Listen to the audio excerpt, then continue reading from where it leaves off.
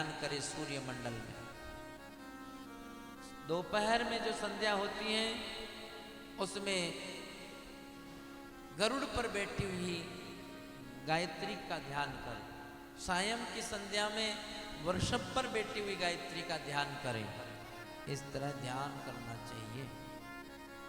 अथवा सूर्य मंडल में अपने इष्ट का भी ध्यान कर सकते हैं, सूर्य मंडल में गुरुदेव का भी ध्यान कर सकते हैं, तो सूर्य उपासना हो जाएगी। आइए, सूर्य की उपासना करने पर इनको संयमंतक मणि प्राप्त हुआ, जिससे इनको स्वर्ण प्राप्त होता था। अब भगवान श्री कृष्ण ने इनको सलाह दिया, एडवाइस दिया कि देखो तुम इतनी मणि को लेकर क्या करोगे, इस मणि को आप राजकोष में जमा करा दो। पर इसने समझा नहीं, इसने कहा अच्छा मेरी मणि लेना चाहते हैं, नहीं दिया। तब तो इसने अपने मणि को इसका छोटा भाई प्रसेनजीत ने ले लिया, मुकुट में धारण करके। एक दिन वह शिकार करने के लिए गया, वहाँ पर एक सिंह ने उसको मार दिया। सिंह वो मणि ले लिया, चमचमाती मणि को मुख में दबा के चला। आगे जामवंत जी इसको मिल गए, वो मणि उससे ले ली। और जब ये मणि इनके पास, जब ये वापस प्रसेनजीत पूछा नहीं, तो सत्राजीत ने विचार किया, याद आया कि उस दिन तो मेरे को द्वारकाधीश कह रहे थे कि मणि राजकोष में दो। भाई ऐसा तो नहीं है कि उसी मणि के लोभ में मेरे भाई को मरवा दिया हो। कानाफूसी शुरू हो।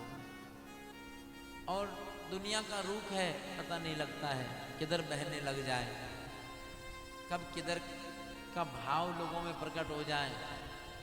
लोगों ने कहा हाँ हाँ ये तो ऐसी बात है, भगवान ने ले लिया होगा। हमने तो सुना है कि ये कहीं माखन चुरावे, कहीं पर कुछ चुरावे, तो कहीं ऐसा तो नहीं मणि भी ले लिया होगा। लोगों ने कहना शुरू कर। जब बात पहुंची भगवान के पास, भगवान ने कहा कि अब हम इस मणि का पता कराएंगे। तो भगवान ने उस मणि को खोजना करने के लिए चले।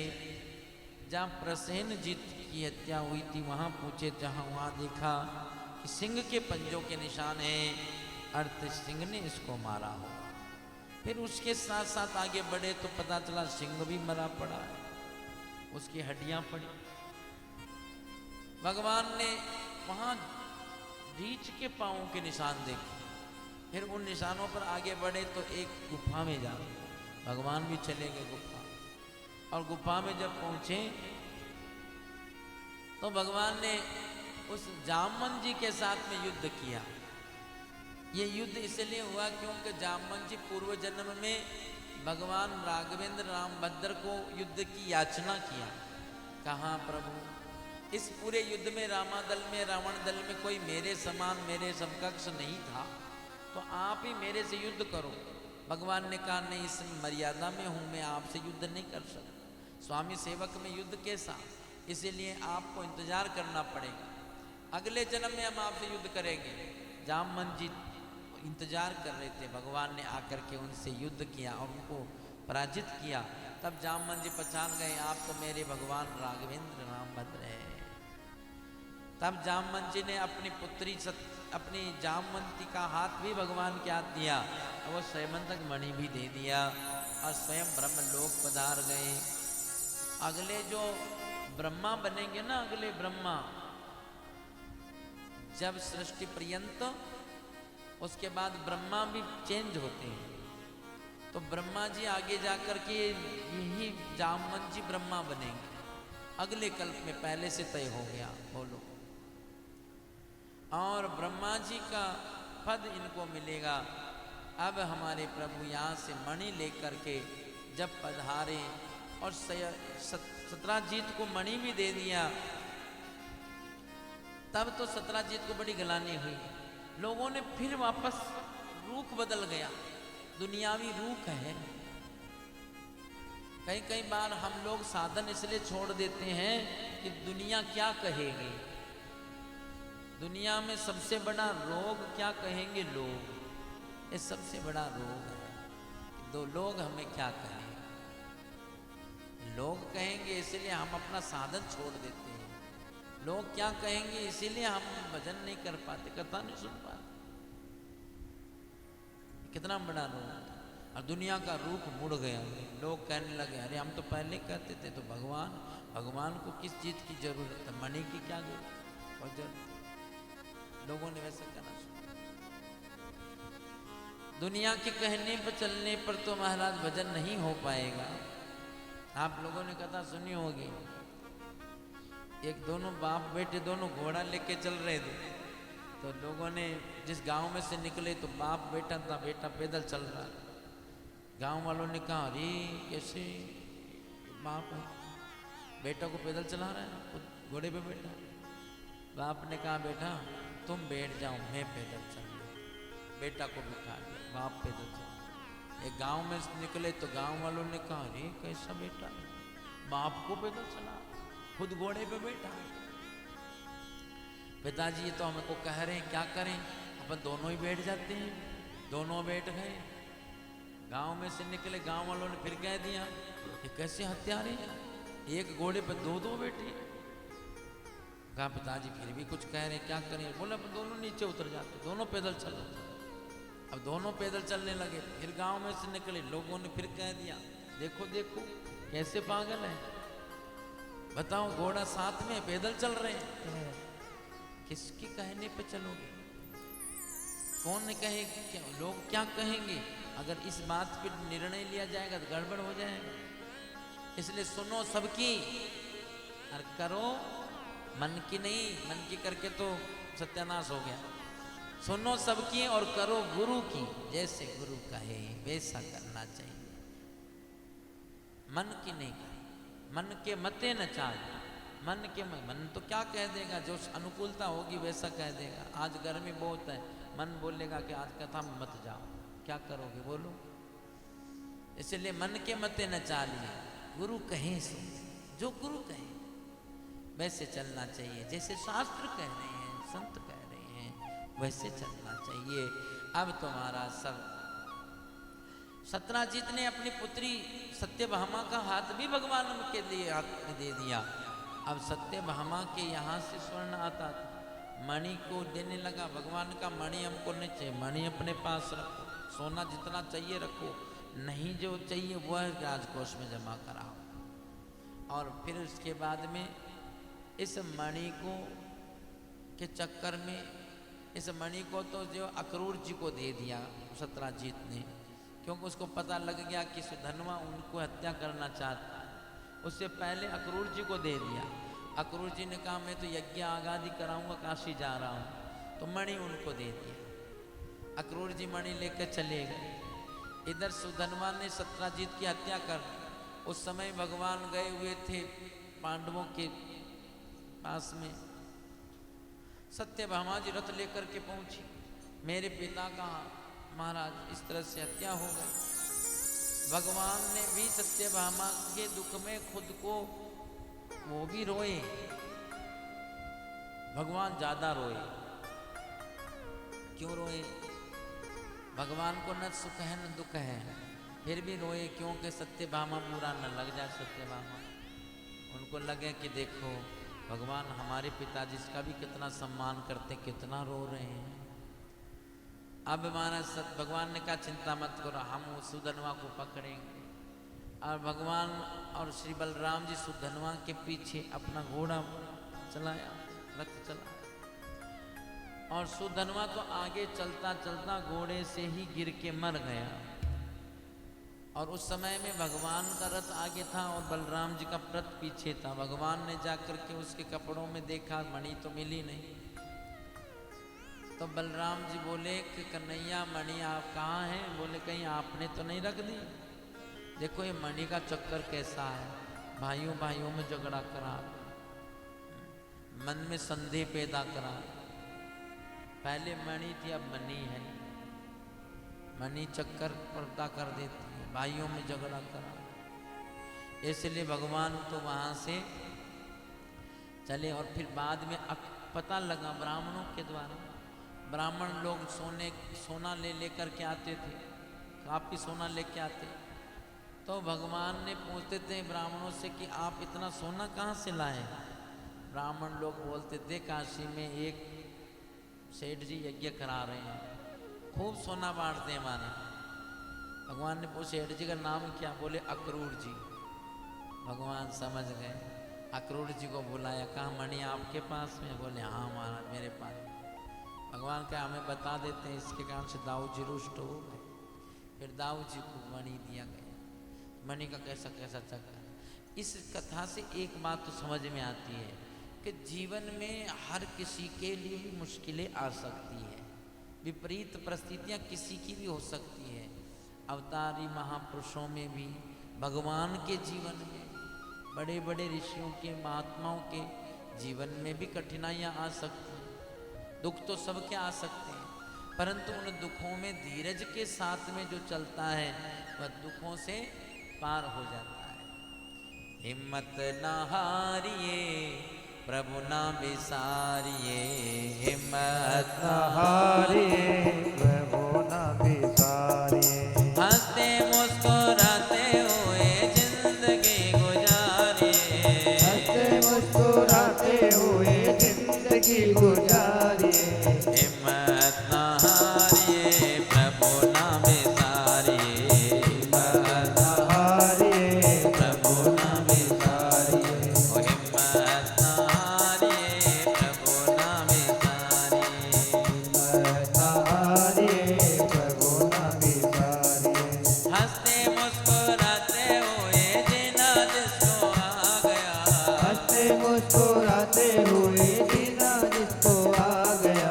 हंसते मुस्कुराते हुए जीना जिसको आ गया, हंसते मुस्कुराते हुए जीना जिसको आ गया। थोड़ा हंसना मुस्कुराना भी चाहिए। ज़्यादा गमगीन रहेंगे तो डॉक्टर कहेंगे कि थोड़ा खुश रहा करो, है ना, प्रसन्न रहा करो। तो इसलिए डॉक्टर कहेंगे तब हम प्रसन्न रहें कि भागवत जी में आया प्रसन्न रहो। तो प्रसन्न रहने से कई व्याधियाँ बीमारियाँ वैसे ही मिट जाती, खुश रहने से। चिंता ही सब दुखों का मूल कारण है, रोग का मूल कारण चिंता। इसलिए टेंशन फिक्र में नहीं रहना, भगवान पे छोड़ दो, सब भली करेंगे। हंसते मुस्कुराते हो जीना जिसको आ गया, हंसते मुस्कुराते हुए जीना जिसको आ गया। टूटे हुए दिलों को सीना जिसको आ गया, टूटे हुए दिलों को सीना जिसको आ गया। ऐसे देवताओं के चरण पखारिए, ऐसे देवताओं के चरण पखारिए। उनके तरने कबन के जिंदगी गुजारिए, उनकी तरने कबन जिंदगी गुजारिए। हिम्मत न हारिए प्रभु ना बिसारिए, हिम्मत न हारिए प्रभु ना बिसारिए। इसके बाद में तीसरा विवाह सत्यभामा के साथ और चौथा विवाह जमुना जी के साथ में। जमुना जी जो है वह तो भौतिक रूप आप देखते हैं, आदि देविक रूप है उनका, एक स्त्री का है। तब उनके साथ में चौथा विवाह हुआ है। अरे जमुना किनारे मेरो गाँव रे, ओ जमुना किनारे मेरो गाँव, सामरे आए जइयो जमुना किनारे मेरो गाँव, सावरे आए जइयो। ओ जमुना किनारे मेरो गाँव, सामरे आए जइयो जमुना किनारे मेरो गाँव, सावरे आए जइयो। आए जइयो श्याम आए जइयो, आए जइयो श्याम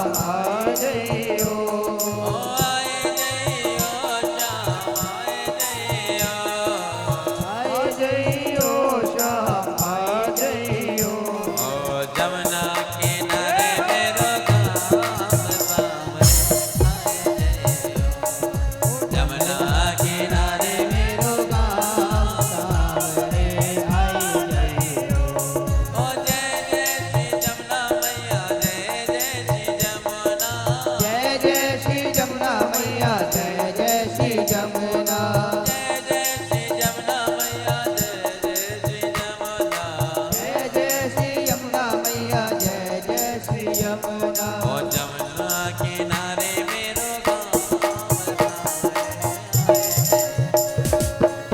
जमुना किनारे मेरो गाँव सावरे आए रहियो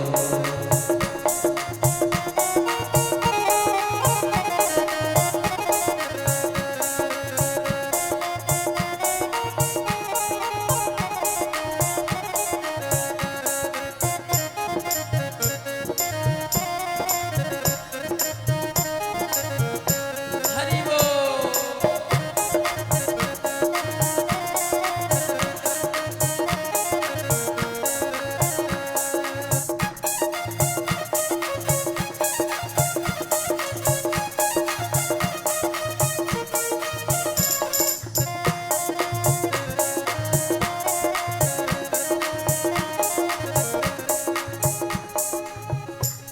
ओ जमुना किनारे मेरी ऊंची रे हवेली जमुना किनारे मेरी ऊंची रे हवेली ओ जमुना किनारे मेरी ऊंची रे हवेली जमुना किनारे मेरी ऊंची रे हवेली मैं ब्रज की गोपिका नवेली मैं ब्रज की गोपिका नवेली मैं ब्रज की गोपिका नवेली मैं ब्रज की गोपिका नवेली ओ राधा रंगीली मेरो नाम बंसी बजाए जयो राधारणी मेरो नाम बंसी बजाए जइयो ओ जमुना किनारे मेरो गाँव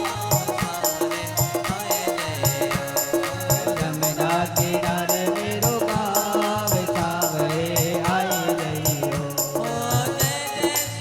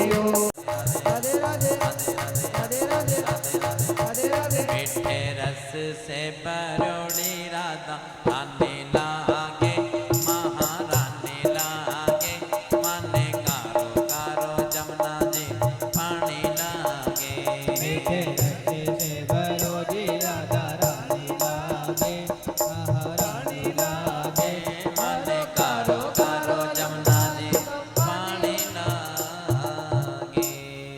बोले श्री जमुना महारानी की जय हो। गिरिराज धरण की वल्लभाधीश की जय जय श्री राधे। आइए आगे बिंद अरविंद की बहन मित्रवंदा फिर